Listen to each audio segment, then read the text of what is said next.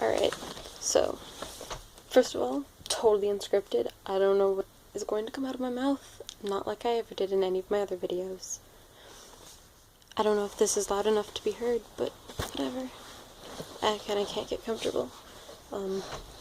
Alright, so, it occurred to me, after signing in and looking through my favorites, that, wow, I haven't been on YouTube in absolutely forever. And that means I haven't uploaded anything. Tigirl apologizes. And so, to make it up for you, I'm going to read you a little passage about ancient Egyptian mythology from the Elemental Encyclopedia of Magical Creatures. Ooh, I have like a bunch of frickin' bestiaries and such. I love them. Please note that what I'm about to read to you is here, you know what? Backing up my words. Thank you to all, like, 11 of you, I think it is, who didn't unsubscribe, and I don't blame you for for unsubscribing. I haven't uploaded anything in forever. I mean, it's a completely reasonable thing to do. Alright, so the thing I'm about to read to you is, extremely inappropriate, in, like, the best way. Those of you who are familiar with Egyptian mythology will know that it, just on basis of it being Egyptian mythology, that it's probably inappropriate, but, I mean, yeah. So if you're easily offended, don't continue watching, please. But if you are one of my 11 subscribers who is easily offended, the phrasing of that is supposed to be, if you are one of my subscribers and you are also easily offended, I still love you. Let's begin. I've wasted enough time. God, it's been forever since I opened this book as well.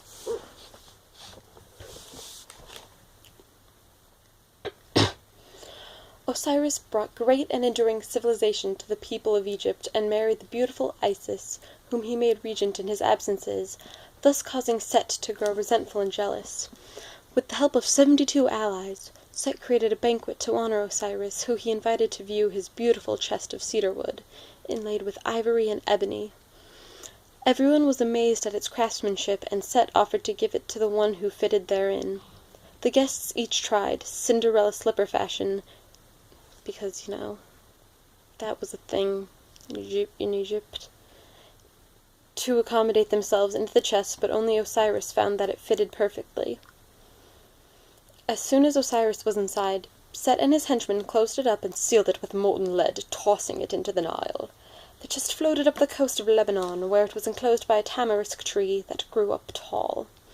Eventually, the king of Byblos? Okay. Ordered the tree cut down to make a pillar in his hall. Isis, by her magic, discovered that Osiris' body was encased in the pillar, and she persuaded the king to give it to her, and she took it back to Egypt. Hiding the body of Osiris in a papyrus thicket, Isis hurried off to Chemis, in the Delta, where it is said that she gave birth to the posthumous son of Osiris, Horus. Set, however, found the body and cut it up into 14 pieces. This is 14, by the way. Scattering them up and down the country. With her sister Nephthys, Isis sought the parts of her dead husband's dismembered body. Where each part was found, Isis made a wax effigy of that part and gave order to the priests that they enshrine and worship it, serving it with sacrifices of an animal.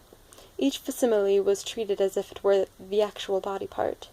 This ensured the widespread cult of Osiris, rather like, as in later Christian myth, the parts of the true cross were distributed throughout Christendom. Nephthys and Isis recovered all parts of Osiris except the phallus, the penis, in case you didn't know. They didn't find his penis. Which had been eaten by the Oxythynchus fish. I'm going to call that the correct pronunciation. The body was embalmed with the help of Anubis and Thoth, while Isis turned herself into a hawk and used her wings to fan the breath of life back into Osiris. He revived sufficiently to become king of the underworld. Osiris' role in the upper world was taken by his son, Horus, who also resumed the familial feud with Set. The familial dude, yes. At the order of Ra, Set and Horus lay down in one bed. During the drowsy hours of midnight, here's where it gets saucy. Horus laid hand upon what he thought was his own penis, but it was in fact that of Set, who had put his erect penis between Horus' thighs. Horus realized what was happening when semen appeared in his hand, but no answering pleasure came from his own flesh. He called upon his mother and showed his polluted hand to Isis, who cut it off, making him a new hand. She then got Horus to fill a jar with his own semen and went to anoint Set's favorite food, lettuce, with Horus' seed. Set went to the tribunal of the gods to unmask Horus as a degenerate, but all did not go well. Horus said that he was innocent of offense, and Thoth called forth the semen of Set to make answer, which it did from the waters. Then Thoth called forth the semen of Horus, which it did, emerging from Set's forehead as a golden disc. Thoth removed this disc and placed it upon his own head, stating that Horus was in the right. He put the semen ring on his head. Okay. The pair had a contest upon the Nile waters in boats. When Set sank, he turned into a hippopotamus and capsized Horus's boat. But the gods finally accorded kingship to Horus.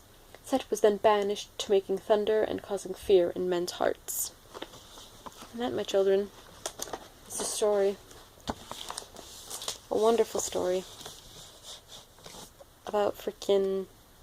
yeah.